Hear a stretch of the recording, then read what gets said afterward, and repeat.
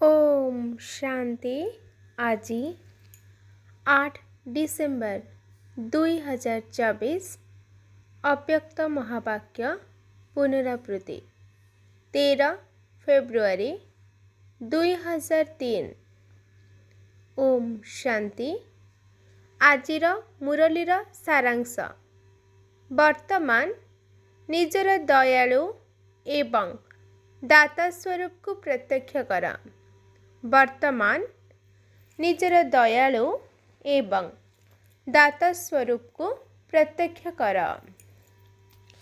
ओम शांति। आजिर वरदान। कर्मयोगी होई प्रत्येक संकल्प वाणी एवं कर्म को श्रेष्ठ करुथिबा निरंतर योगी हुआ। कर्मयोगी हुई प्रत्येक संकल्प वाणी एवं कर्म को श्रेष्ठ करुथिबा निरंतर योगी हुआ। विस्तार।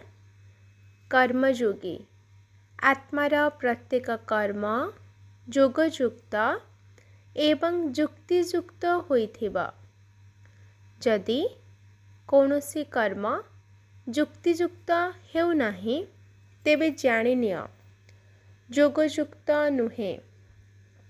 जदि तुमर कर्म साधारण बा व्यर्थ कर्म होई जाउछि तेबे निरंतर योगी कुहाजिब नाही।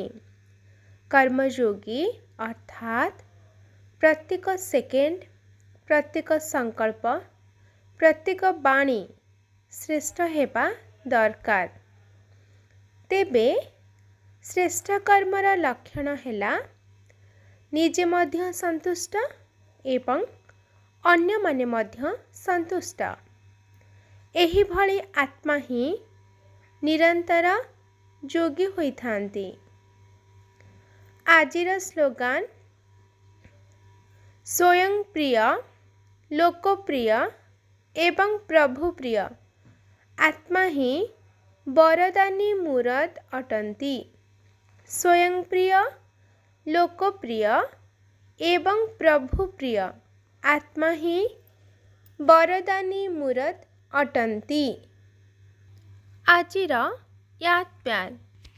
चारिआडर समस्त स्वराज्य अधिकारी सदा साक्षी पणियार सीट उपरे सेट रहुथिबा अचल अटल आत्मा मानंकु सर्वदा दाता पणियार स्मृति द्वारा समस्त को ज्ञान शक्ति एवं गुणदान करुथिबा दयालु आत्मा मानंकु सर्वदा निजर चेहरा द्वारा बाबांकर चित्र देखाउथिबा श्रेष्ठ आत्मा मानंकु सदा सौभाग्यशाली तथा खुशीवासी स्थिति रे रहुथिबा आत्मिक गोलाप फूल भली पिला मानंकु बाप दादांकर स्नेह संपन्न शुभेच्छा एवं नमस्ते।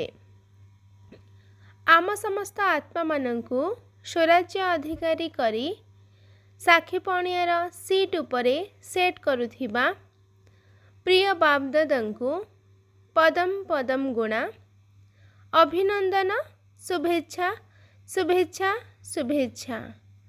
नमस्ते नमस्ते नमस्ते। दादी मानंक सहित सेवा साथी रे सबुआडे 108 घंटा जोग करिबार बहुत भल कार्यक्रम चलीछि। एही जोगर ज्वाला द्वारा ही विनाशर ज्वाला शक्तिशाली होई बाहरिब। एबे देख से माने केते योजना करुछंती पुणी द्वंद्व पड़ जाउछंती। जोग द्वारा विकर्म विनाश हेबा पापकर्मर बोझ समाप्त हेबा एवं सेवा द्वारा पुण्यर खाता जमा हेबा। तेबे पुण्यर खाता तो जमा करुछ किंतु आत्मा उपरे जो सब पिछिला संस्कार बोझ रही से गुड़िक जोगर ज्वाला द्वारा ही समाप्त होई परिबो। साधारण जोग द्वारा नुहे। एबे कौन हेउछि जोग तो लगाउछ किंतु पाप भस्म हेबा भली ज्वाला रूप नाही। सेथिपाई किछि समय पाई समाप्त हो जाउछि, पुणी बाहरी आसुछि।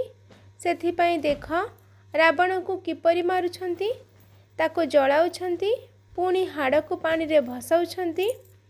तेणु संपूर्ण भस्म होइजिबा दरकार। पिछला संस्कार दोषयुक्त संस्कार संपूर्ण भस्म हो जाऊ। एबे पर्यंत होई नाही, मरी जाउछि किंतु भस्म हेउ नाही। तेणु मरिबा परे मध्य पुणी जीवित हो जाउछि, कारण संस्कार परिवर्तन द्वारा संसारर परिवर्तन हेबा। एबे तो संस्कारर लीला चली, मझिरे मझिरे पुराना संस्कार जागृत हो जाउछि ना, तेणु तार चिन्ह वर्ण समाप्त हो जाऊ। तेणु संस्कार परिवर्तन हेबा ही सबुठारु गुरुत्वपूर्ण अटे। यदि संस्कार परिवर्तन होई नाही, तेबे व्यर्थ संकल्प मध्य आसीबा, व्यर्थरे समय मध्य नष्ट हेबा एवं व्यर्थरे अनेक क्षति मध्य हेबा। तेबे संस्कार मिलनर महाराष्ट्र गायन मध्य रहिछि, तेणु हेबा तो सुनिश्चित अटे। तेणु एबे केवल रास हेउछि, महारास होई नाही। महारास काहेकि होई नाही एहा उपरे गुरुत्व नाही, दृढ़ता मध्य नाही एवं भिन्न भिन्न प्रकार अवहेलापणिया मध्य रहिछि। अच्छा, ओम शांति।